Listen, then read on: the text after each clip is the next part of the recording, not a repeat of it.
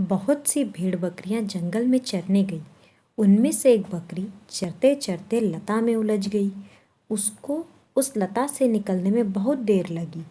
तब तक अन्य सब भेड़ बकरियां अपने घर पहुंच गई। अंधेरा भी हो रहा था। वह बकरी घूमते घूमते एक सरोवर के किनारे पहुंची। वहां किनारे की गीली जमीन पर सिंह का चरण चिन्ह अंकित था। वह उस चरण चिन्ह के शरण होकर उसके पास बैठ गई। रात में जंगली सियार, भेड़िया, बाघ आदि प्राणी बकरी को खाने के लिए पास में आए तो उस बकरी ने बता दिया कि पहले देख लेना मैं किसके शरण में हूँ, तब मुझे खाना। वे चिन्ह को देखकर कहने लगे, अरे यह तो सिंह के चरण चिन्ह की शरण है।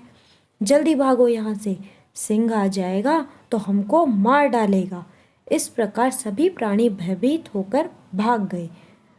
अंत में जिसका चरण चिन्ह था वह सिंह स्वयं आया और बकरी से बोला, तू जंगल में अकेली कैसे बैठी है? बकरी ने कहा, यह चरण चिन्ह देख लेना, फिर बात करना। जिसका यह चरण चिन्ह है उसी के शरण हुए बैठी हूँ। सिंह ने देखा कि ओह, यह तो मेरा ही चरण चिन्ह है, यह बकरी तो मेरी ही शरण हुई।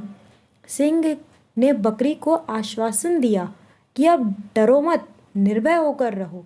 रात में जब जल पीने के लिए हाथी आया तो सिंह ने हाथी से कहा, तू इस बकरी को अपनी पीठ पे चढ़ा ले, इसको जंगल में चरा कर लाया कर और हरदम अपनी पीठ पर ही रखा कर, नहीं तो तू जानता नहीं है मैं कौन हूँ, मार डालूंगा। सिंह की बात सुनकर हाथी थर थर कांपने लगा। उसने अपनी सूंड से झट बकरी को पीठ पर चढ़ा दिया। अब वह बकरी निर्भय होकर हाथी की पीठ पर बैठे बैठे ही वृक्षों की ऊपर की कोपले खाया करती और मस्त रहती।